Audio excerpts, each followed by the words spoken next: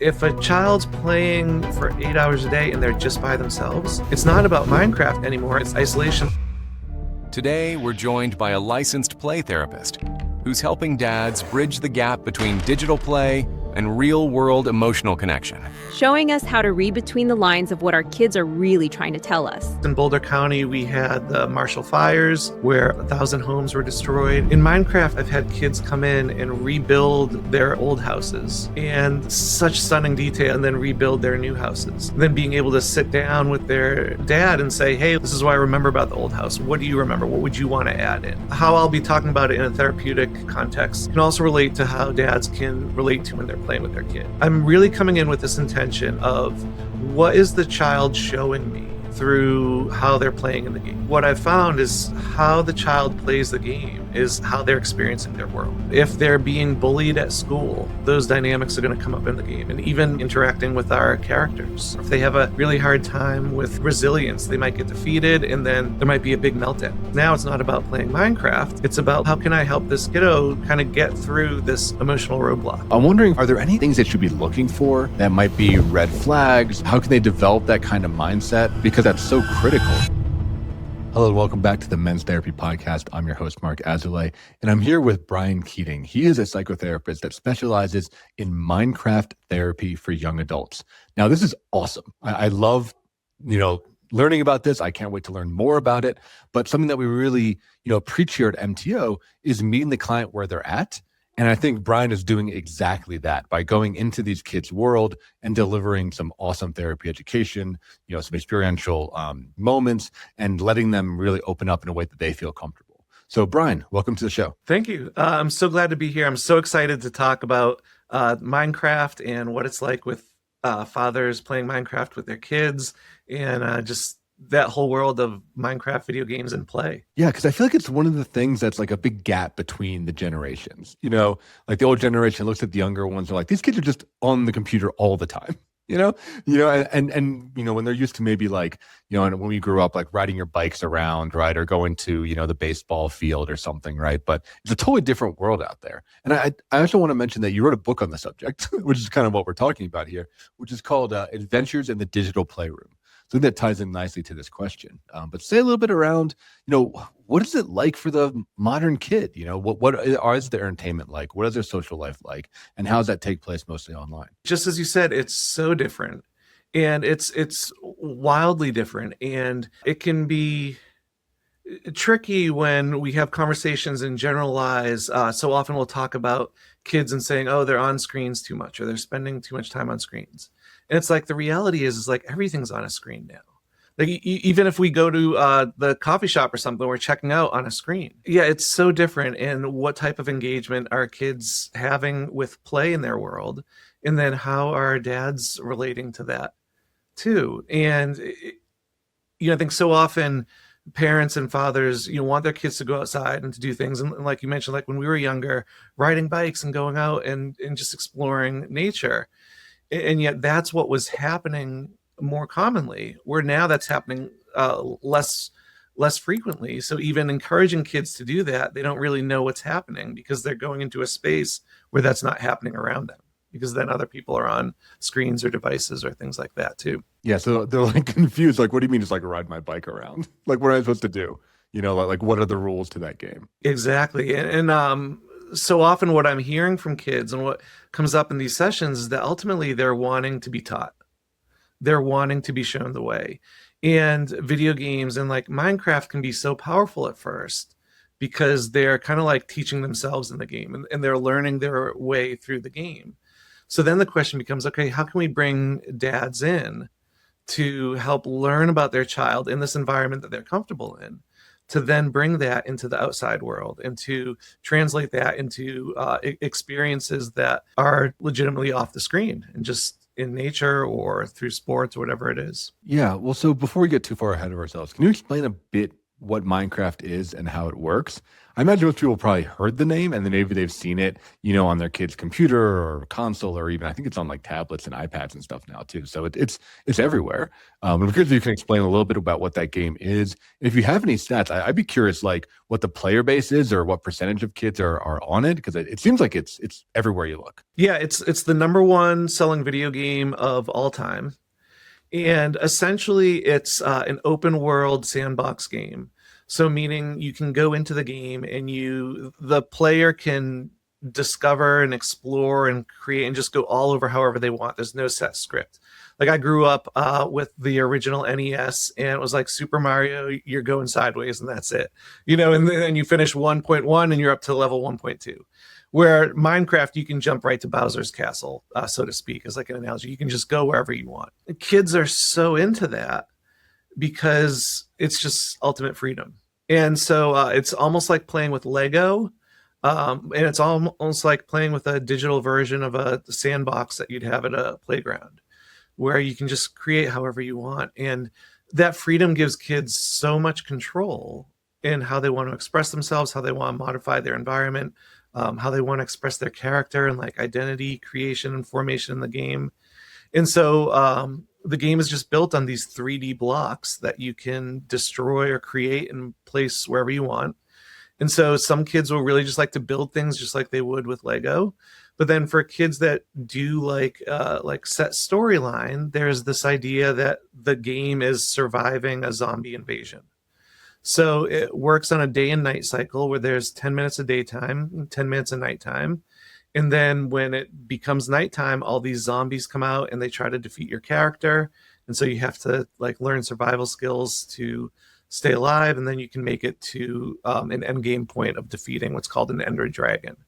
And so for players that like that, like storyline, linear narrative, you can have that in the game. Well, I was going to say, I would encourage our listeners, like, just Google, while this is going on, or pause the show for a minute, just like Google, like Minecraft buildings or Minecraft creations or Minecraft art. Like the stuff you can build in this game is like out of control. There are people that have made like crazy castles. There's people that have made like entire cities.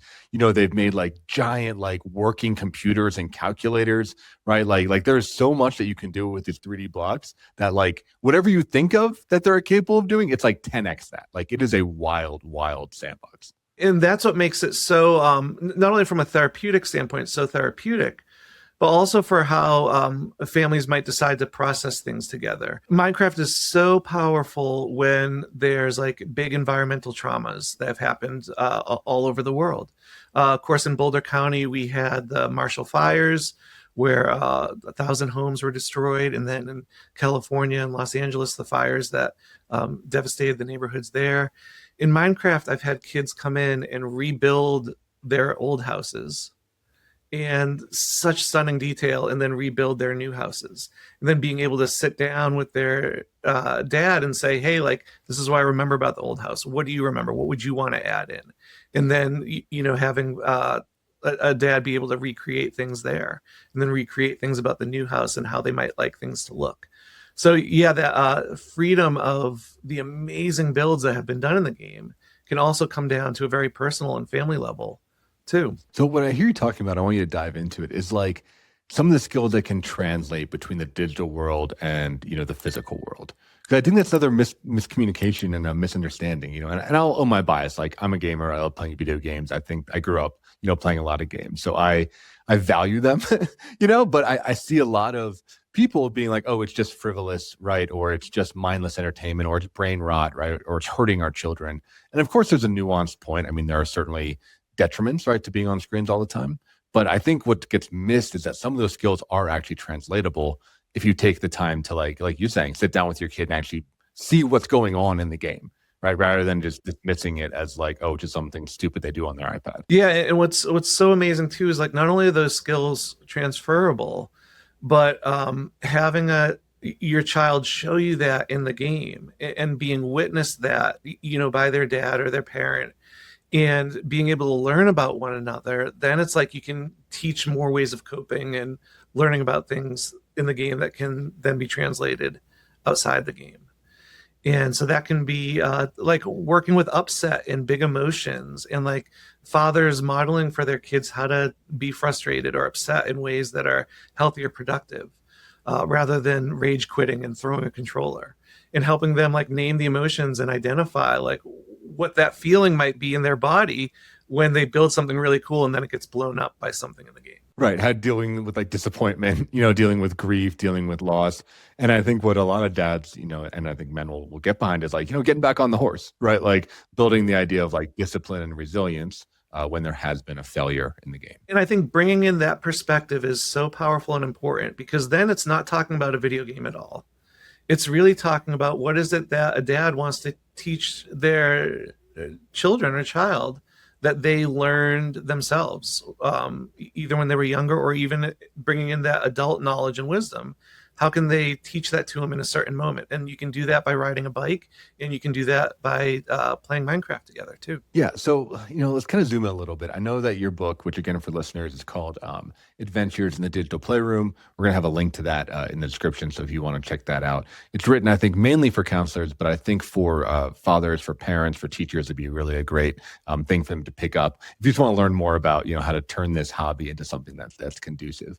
But I'm curious, if we're zooming in on a typical session, right, of you logging into the game with these kids, what does that look like? How are you conducting those? What are some things you're keeping in mind as you're getting started? Great question. I think it's so important, because what I often talk to dads about is that this is very different when we're using it in therapy. And it can also, how I'll be talking about it in a therapeutic context, can also relate to how dads can relate to it at home when they're playing with their kid. Is that when I'm playing with like a client online, I'm not coming in as like a fun uncle or a neighbor or like a family member.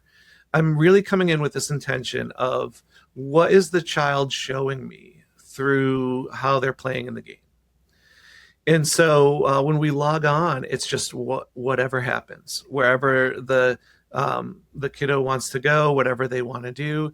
And really what I've found is how the child plays the game is how they're experiencing their world. So if they're being bullied at school, those dynamics are going to come up in the game, and even maybe interacting with our characters. Or if they have a really hard time with negative self-talk, I'm going to hear how they're talking to themselves as they're doing certain things in the game. Or if they have a really hard time with resilience, they might get defeated, and then there might be a big meltdown.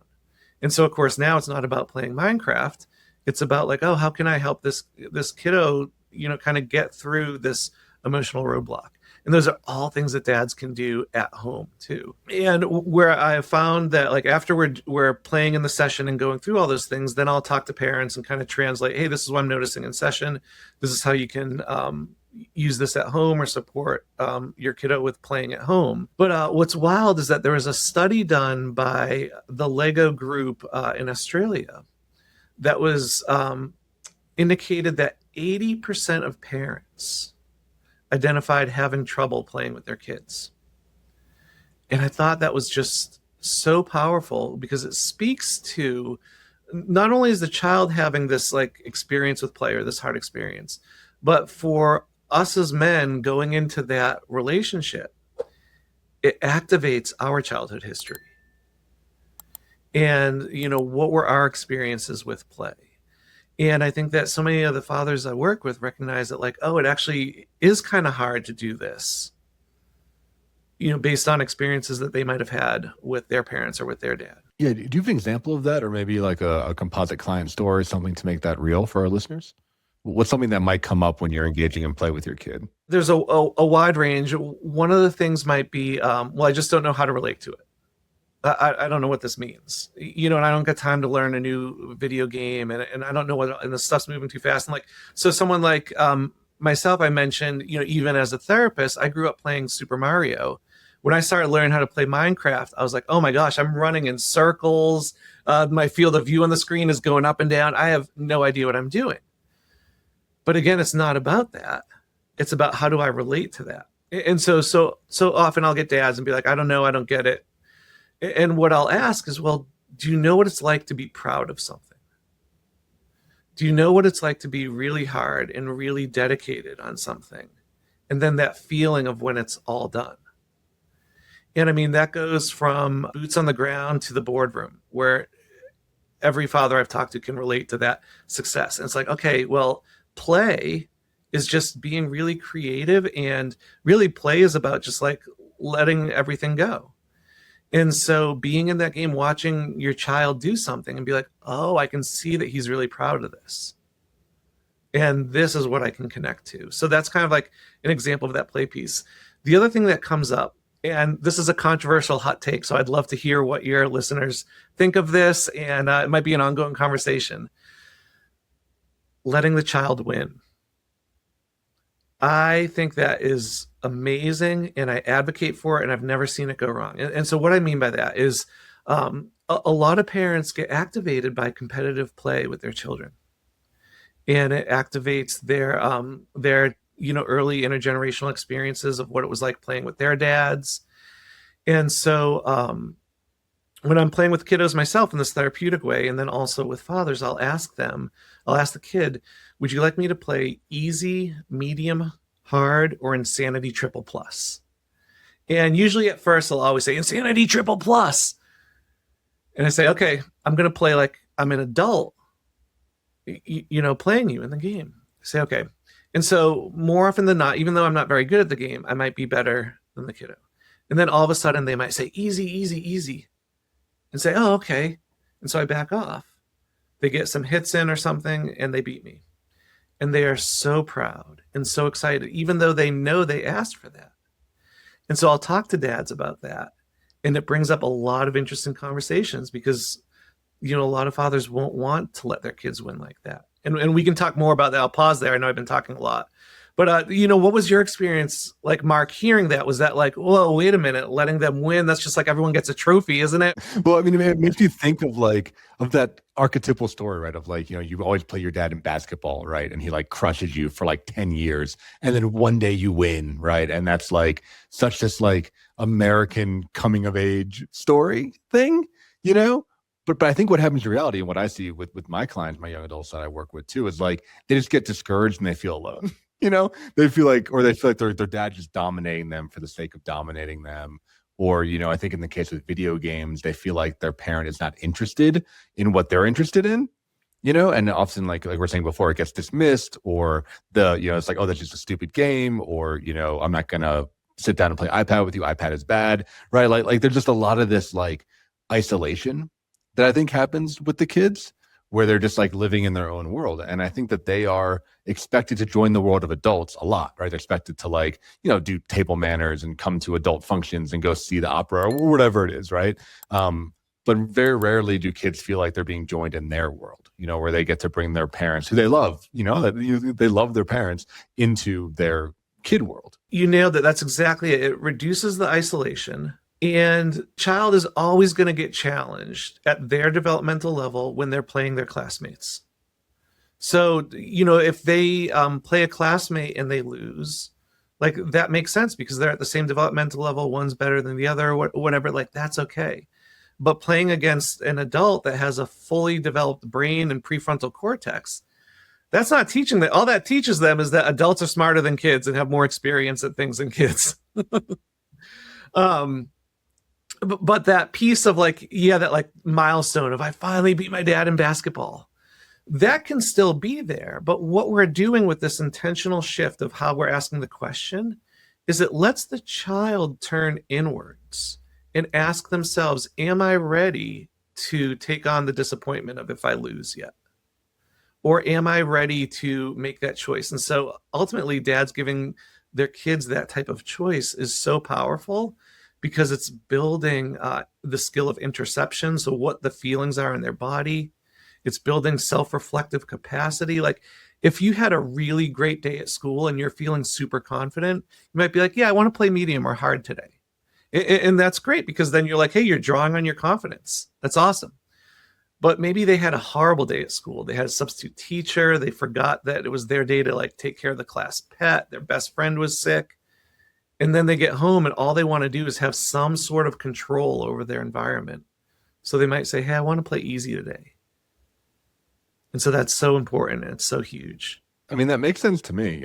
We've had a number of, like martial artists, right, come on the show, and they talk about, healthy martial arts community versus unhealthy one, and it's, analog for healthy male community versus unhealthy. And like in healthy martial arts communities, right, they let the novices win too, right? Because if you never practice doing a submission, right, if you never get that far, you're never going to improve, you know? So like if you're just getting crushed by all the, people that are or have more experience than you, then like you never get better. So I'm hearing a lot of that in what you're saying is like you're also letting the kid like practice winning, and practice sportsmanship, right? Like not just being like, suck it, dad, blah, blah, blah, right? Just like being like a dick, right? You can practice like winning honorably, right? Or creating space for somebody else, or maybe they can teach you something about the game. Like it's all skills practice. Yes, that's exactly it. And then on the flip side, the dads can model how to lose gracefully, or like that growth mentality of and statements of like, oh man, I really want to do better, and I'm having so much fun with this, and I can see how much better I got than the last game,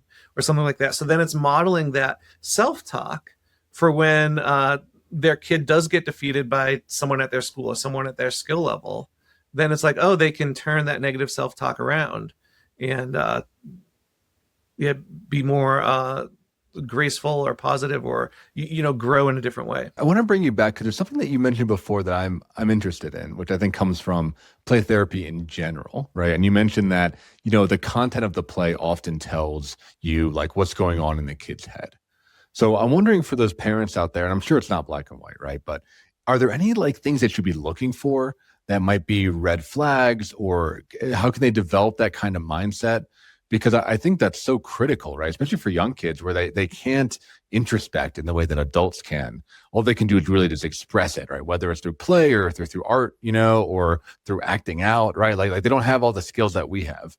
So I just want to kind of like zoom in on that because I feel like that is such a critical parenting skill that doesn't get talked about. Yes. Yeah. That's so cool that you caught that. And so important. So the way I'll often talk about it with dads and parents is that play is the communication of children. It's how they express themselves. It's how they express their words. Just like we as adults, we'll listen to podcasts, we'll have conversations with friends, we'll talk about a really crummy day.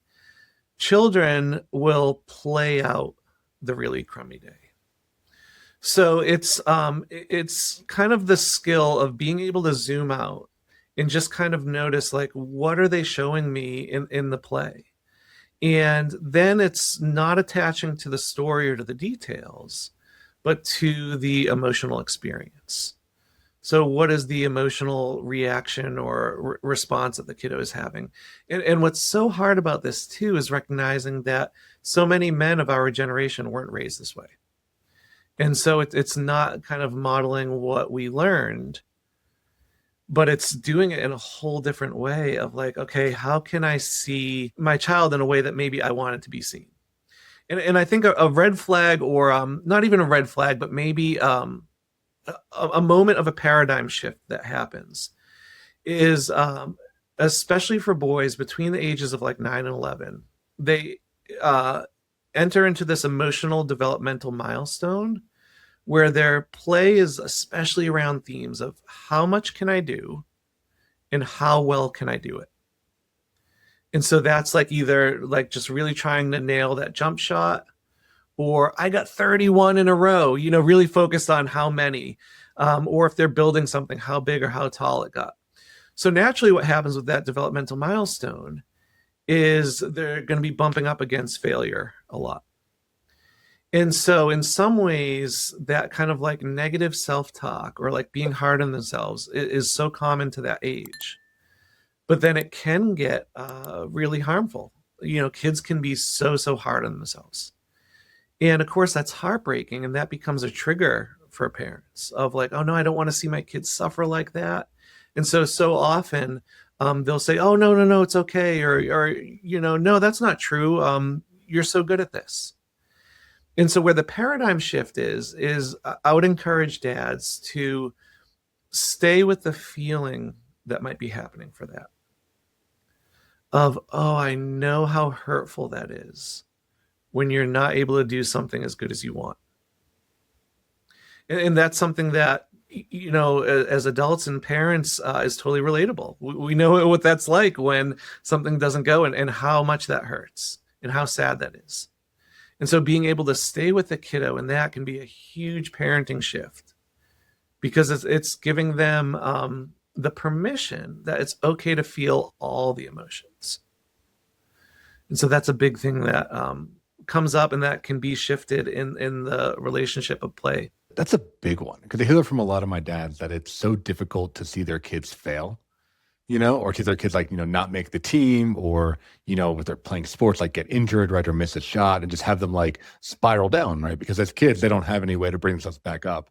And just like you said, they often what I think comes across also as like minimizing and dismissing, right? Like you said, like, oh, you're pretty good at that, or you're great, or everybody loves you. When the kid's in that place and they're hearing that, they're like, you're lying to me, right? Like, I know I missed that shot, right? I know I failed this task, right? Like, I'm not stupid, like, and I think a lot of the millennial parents, right, we end up being kind of hover parents in a way, where we don't want our kid to ever feel bad or experience anything bad. What I'm hearing from you, and I definitely agree, is like, that's part of the human experience. And it's important to have it as a kid, right, or as anybody. So I'm curious, if as you're working with a parent, how do you help them tolerate that more?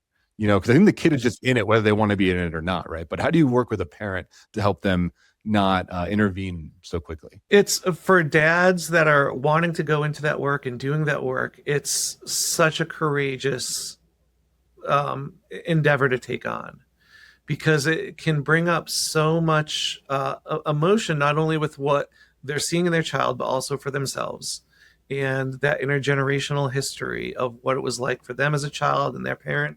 And so usually I'll start at the beginning. Like, what was it like if you were sad or disappointed? How did your dad or parent support you? Did you get what you want? Would you have liked it to have been different? And kind of going almost like taking the time machine and going back in time. And so, like, as an adult, like, seeing yourself, how would you want to comfort yourself now? And so even like for myself, as we're talking, an example that comes to mind is when I was growing up, I played ice hockey. And I was definitely the worst of all my friends in the group. And I was slow, and just my initials are BK. And at the time, Burger King had the hamburger, the broiler.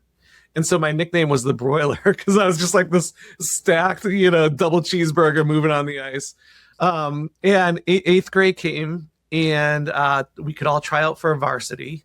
And it was like such this huge thing. And I didn't make varsity. And all my friends did. And I came home, and I told my parents, like, how did it go? And I was like, oh, I didn't make the team. And I was so upset and just so sad. And what I was met with was their excitement for, like, oh, but you made, junior varsity, and that's awesome. That's so, and it was like, yeah, I could see that, like, yeah, great, I can still play. But it was like, no, they're missing how bad it sucks that I'm not going to go to practice with my friends. I'm not going to be in those bus rides together, and I'm just totally separated. And so being able to reflect on those moments of like, oh, what I really would have liked is like, oh my gosh, that's so sad. Tell me more about it. And that's the thing I tell dads too, is that you never have to have the right answer. You can just say, tell me more about it. Yeah, and let the kid lead, like, yeah, because I have, and open that door and become that safe place for them. I think it's a great story, and a sad story. And I think it happens with young boys everywhere, where I think they feel missed, right? And then we kind of get slammed to that man box where, like, either we're succeeding and we're kicking ass, right? Or we disappear, like there's no room for failure. I think a lot of young men, and I'm curious if you see that in your practice too, they feel like they have to be perfect at everything all the time right out the gate. I think there's like an immense amount of pressure with youngsters nowadays. Yeah, and Minecraft is so powerful for that, because you always get a do-over. You always get a fresh start. You can always like respawn, to use video game language. And that's one of the things that I'll coach dads about too, is like in the game, if you're playing in survival mode where you can get defeated and you have to start over, it can be really frustrating, but it can be really powerful to just respawn, to restart, to start fresh. And so in those moments of failure, like reminding kids, if there's a meltdown at the amusement park, like, hey, let's respawn. Let's just move to a different part of the park, splash water on our face. Let's get a snack, have some, like a cold drink or something, and then we can start again. And so, how a child works with failure in the game can relate to how they work with failure in every area of their life right now. And that's an awesome example, and I think it's a great way to like bridge the gap between generations, right? And help to use some of their language that they're immersed in so that they can build these coping strategies. I think we're talking a lot about the positives, right? But I think it's a nuanced point. So I'm curious, from your opinion, what are some of the negatives, right, of too much screen time or spending too much time online, or maybe the participation trophy thing you talked about before? Like what's the other side of the guardrails for doing this type of work and engaging with your kid in this way? There's certainly times in terms of therapy when it's just not a good fit. And then there's absolutely times when the gaming at home just, there's huge disadvantages to it. So it's interesting. There was a study that came out in 2025 that showed one of the biggest indicators of struggle with video games and screen time was when it's solitary use.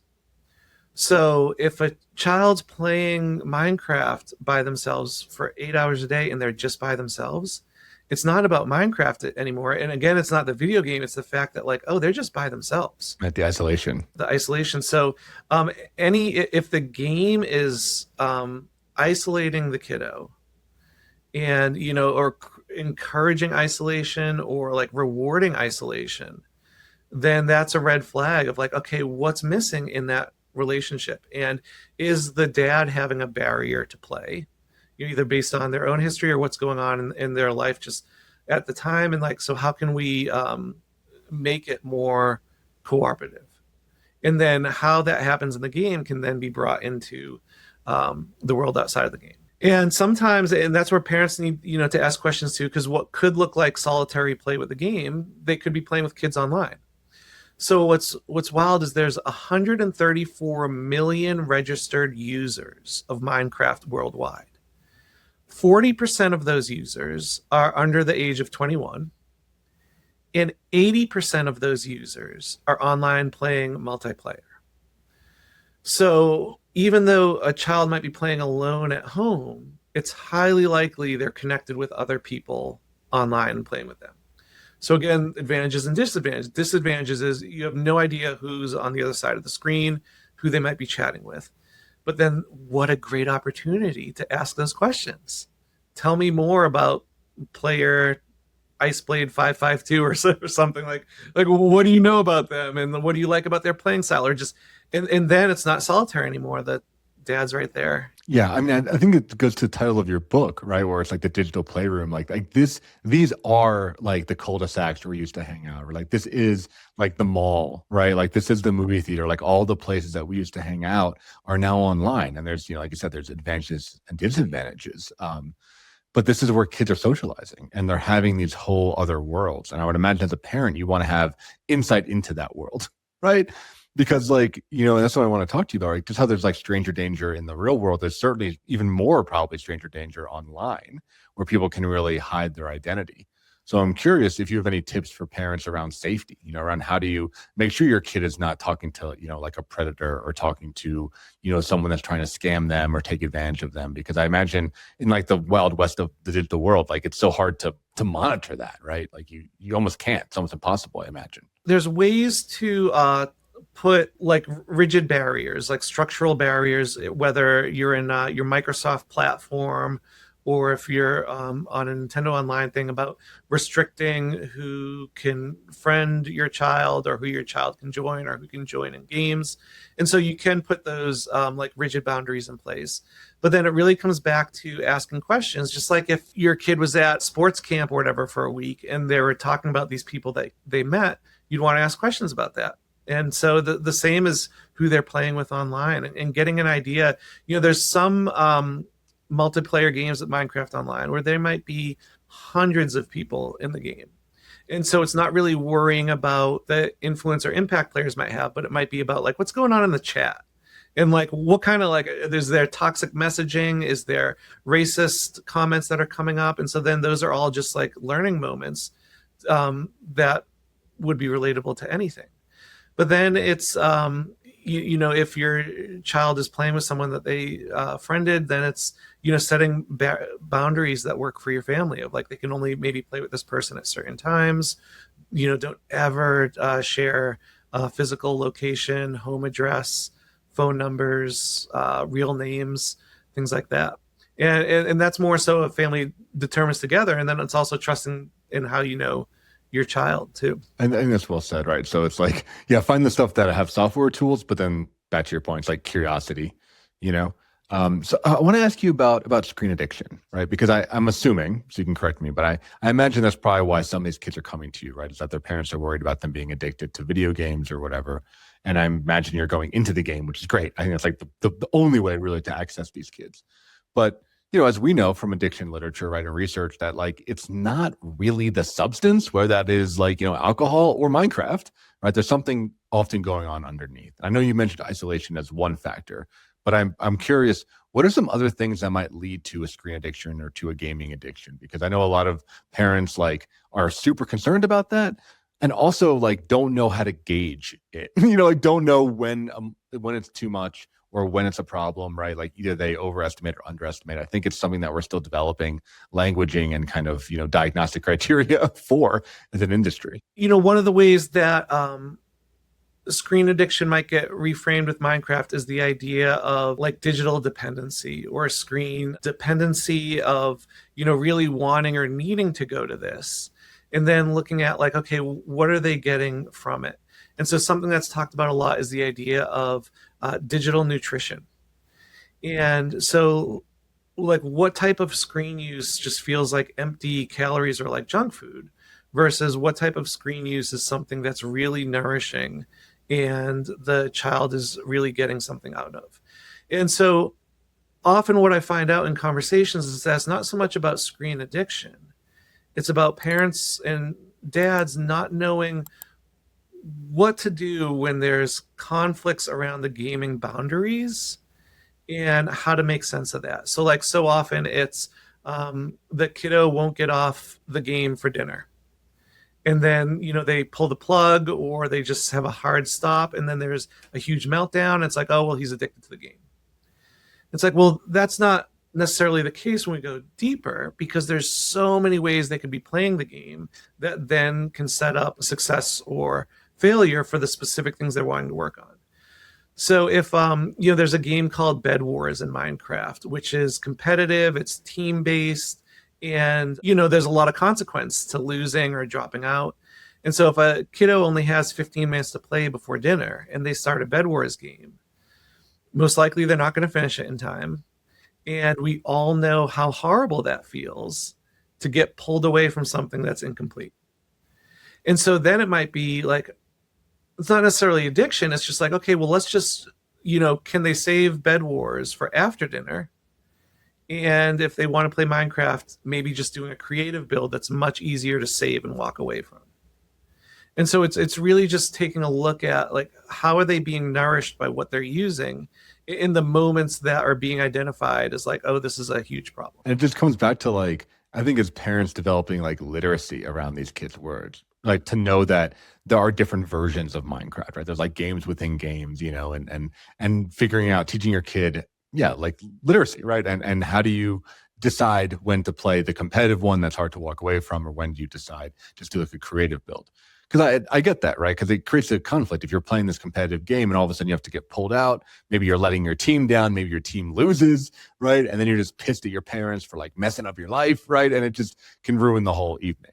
Versus, like, I think it keeps coming back to the same thing. It's like, ask questions, be curious, like just kind of like get into that world so you can have intelligent conversations about it with your kid. Yeah. And then, going deeper into, okay, what are they getting out of this time that they're not getting from their parents and family first? Because that's the first social circle, that's the first system. And so there's something in there that they might be needing or wanting in a different way. And that's not saying that, parents are doing, it's not judgmental on a job or family system. It's just that the child might be wanting something just a little bit different than what's happening, that the game is fulfilling. So yeah, how to look at going into that. And another piece is that A lot of times parents, especially as kids get older, adolescents, young adults, conversations with dads might be like eye to eye and right across from each other. And yes, that's absolutely important. But for kiddos that are taking a chance with sharing vulnerable pieces of themselves or taking risks about disclosing truths, like maybe they went to a party and their friend was drinking and they were nervous about that, but don't know how to tell their dad. What can be so powerful is that parallel physical relationship. So being side by side, shoulder to shoulder, whether that's riding in a car, whether that's going for bike rides or walking, or having a controller in your hand and looking straight at the screen and being like, I tried a cigarette at a party. Oh, watch out. There's a creeper right behind you. And so that is so important because it just opens up a whole new. I mean, as we talk about on the show, that's one of like the most repeatable, like your gender differences things that they see when men connect or be vulnerable. It's side by side. The idea of maybe evolutionary biology, like you're like watching an elk or something and you're having a conversation, right? Or it's our own like nurture of that, like, you know, the intimacy of eye contact is actually a lot for men typically, right? So it's safer if you don't have to look someone in the eye. And so, yeah, I mean, you brought up the example of the car ride, right? I think most guys, no matter how, you know, shut down they were, shut down their father was, they can usually remember one or two car rides where they had like a serious conversation. You know, there's something about that kind of like, we're side by side and we're moving towards something, working towards a goal together that for whatever reason biologically unlocks something, I think, like in the male brain, you know, where we start talking about, we start being more honest with ourselves. I love that you brought in the car ride because what that reminded me is working with dads who have teenagers that just start driving. And like, holy cow, what an anxiety provoking process for the teen and for the dad. And for sometimes in many families, it might be the first time that a dad is with their kid in that parallel environment, doing something really hard together while also trying to collaborate in teamwork, but the dad giving up control. I remember my dad air braking, you know, it's like, it's not there, pumping those brakes, and talk to so many dads like that. Where playing Minecraft together is practice for moments like that come later. If you have a younger child. So if you're playing with your 9-year-old and you're practicing being next to each other, collaborating, giving up control as the dad, letting the child take the lead, then it won't feel so new or unnatural when the permit comes in and they're driving your car. That's a good point. Yeah. And like in Minecraft, you can't get injured and die, right? So like you said, it's a very like safe playground. For the kid, it will feel that way, but then... then they'll recover. I wanted to ask you a bit around, you brought that stat before, which is still with me, that like 80% of parents struggle to play with their kids. And you brought it into that idea of, you know, the screen addiction, right? How kids are there. And the way I talk to my parents about it that I work with is you got to make real life equally as engaging and fun as the video game, you know? And I think a lot of modern parents are like either disconnected, we're working too much, or we're on our own screens, if we're being honest, right? We're like on our own social media or watching TV. And for the average kid, right, you talk about that 9-year-old, it's boring as shit, right? They're like, why would I, you know, hang out with my parents or like do chores in the backyard where I can be fighting the Ender Dragon or I can be fighting a dragon? That's sick, right? And I think parents like struggle to make life fun. So that's your prompt, that's your tee up. I want you to knock it out the park, right? Like how do you do that in the real world? You're teeing it up for me so easy, so well. And I love that you bring that in because yes, that's an important piece too. And it reminds me of coping skills, how to teach kid coping skills, what we do with kids with coping skills, but then also, yeah, like how to make the outdoors kind of fun. So I might bounce around, just bring you back on track. But the first thing I'm thinking of is video games are designed to be like self-learning, self-tutorial, self-taught. So we can pull up, you know, and even again, going back to Mario, you know, you put it on and you pretty much learn how to play the game by the end of that first level. Kids playing in the real world, as crazy as it might seem, isn't that way anymore because it's just their world. They grew up differently. So in many ways, they need their dads to kind of like show them and to teach them what to do when they go outdoors. And like, yeah, they can just go to explore, but it's different if your dad's showing you like what to explore or where there's a cool, you know, thing to look at, or like where there's a cool thing to throw rocks at, like, okay, let's throw rocks at the stop sign together. And I think where that comes down to like coping skills is so often I'll hear from parents, my kiddo has a meltdown and I tell them to go to their room and then they come out 45 minutes later. It's like, okay, well, what are they doing in their room? It's like, well, I don't know. It's like, well, kids don't know either. They don't know intuitively how to regulate. So it's almost like if you said to me, like, hey, do this jujitsu move, I could maybe like try it or like pretend what I think I know what it looks like, but I have no idea. But if you show me, I'm like, oh, okay, so that's how you do an arm bar. Like now I see like how to move my arm and to get the joint. And so that's so important with like coping skills and regulations, where if a child's having a hard time and their parents want them to calm down, show them how to do that. Like sit with them, read a comic book with them, draw with them, or even just lay on the bed together and stare at the ceiling, but do it with them. And you can like even synchronize breathing. So then when that goes to like playing outside, if you want kids to go outside and do stuff more, then start with like going outside with them. Show them where to ride their bike or a really great route that they can take that feels safe and, might be kind of exciting. Or, whatever it is, doing it together. Yeah, I love that. I love that. And I'm a new dad myself. I have a little baby girl, right? And she can't do shit. And I think as parents, like we just forget that, or it seems like they forget that as your kid gets older, that like you're kind of born. I mean, my daughter's born with like nothing, right? She couldn't even like use her eyes, and her eyes go in two different directions, right? She can't burp or fart on her own, right? Like she's nothing, right? And like she's learning everything in real time. And it's beautiful and magical and spiritual to see that. But what I'm hearing for you is like that is of course true for like more complicated emotional skills, right? Like self-regulation or conflict resolution or, stating your needs, right? Like, but I think as parents, I would imagine it's so easy to kind of try to put your brain in the kid's brain, and be like, why are they doing that? Like I would never do that. I don't know what the right thing is, or they don't know what anything is. And the analogy I'll talk to dads about with that is it's almost like building a new house and the third floor just gets built and you're so excited about it that you start moving in your couch, your TV and everything. And it's like, hey, the drywall isn't even up yet. And that's what it's like, and especially with teenagers. And so, like how you're taking care of your daughter right now, leads to the question for parents of teenagers and dads of how do you soothe, a 14-year-old? How do you cradle and rock a 14-year-old when physically it's different, but biologically and physiologically, the nervous system is, still taking in information. And so something that can be so powerful for parents, again, dads don't have to have the right answers. It's even better if you don't have the right answers. And the thing that I'll help dads consider is to ask, do you want me to help you problem solve, or do you just want me to listen? And if you ask that question, then you're good, because they'll tell you exactly, what they need. Yeah, and I'll say it works really well on your wives and partners too. Like that, that question is like a silver bullet. If there's not many silver bullets in therapy, but that actually might be one of them.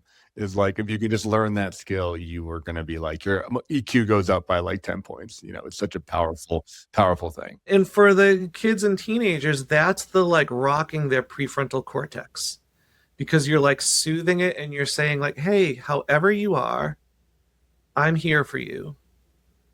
And then you guide the way you lead. And most often for teenagers, they'll say, I just want you to listen. And then they talk through their own solution. And you might disagree with it. And then you're there for them if they, make a decision that doesn't work out well or goes sideways. It's great. And just spending quality time with your kids. And what I want to impress upon dads is like that the digital world is not less than. I think there's like that assumption that if you're bonding in Minecraft, somehow you've failed already, like it's better if you were bonding playing basketball, or you're bonding in a way that maybe you wanted or you fantasized or you had growing up. But like for kids, like it's equally as real, and like if their memory is that they built an awesome castle with their dad when they were 9 in Minecraft and then they like ruled, the world, that's awesome. Right. I think we're hopefully going to see more of that. Instead of like, hey, I spent 6 months building a castle on my own. And then when my dad saw it, he made fun of me. Right. Like that's, you gotta start saving for therapy if that's the case. Right. But like, I think there's kind of a path, 2 different paths to take here. So I'm curious, Brian, kind of as we're wrapping up the show here, if someone is inspired by the conversation, right? What is one thing that they can do right after the podcast ends, and let's say they're a father and they have a kid that's playing Minecraft, right? So like what's one thing that they can do to try to kind of make some of this stuff real and take action in their real life? Yeah, so ask the questions that are true to you. And if you don't know anything about the game, start with asking your child, do you like to play creative or survival? And so they'll answer one or the other. Creative is where you just get to build like with Lego. Survival is more competitive. And then however they answer that, it's just wide open of being like really curious about, so what is, if they say I play creative, what is it that you like to build? What build are you most proud of? What build took you the longest? And if they play survival, like what is most challenging for you? Again, what are you most proud of? What have you worked the hardest on? And then show me. Yeah, just show me, right? I was gonna say like that. And it's like, hey, like, let's sit down and like give me a tour of your Minecraft world. Like just like show me what this world is like for you. And then parents learning, dads learning is so great, especially if you're new, if you're not a great player, that's even better because then your child gets to be an expert for a moment over what the two of you are doing together. And they can show you, they can give you jobs, they can send you on missions, they can save you. It's beautiful. It's great. Yeah, exactly. And like we're saying, I think having a place where they get to be in control is so critical because you're in control most of the time, right? Like you're teaching your kid all kinds of things.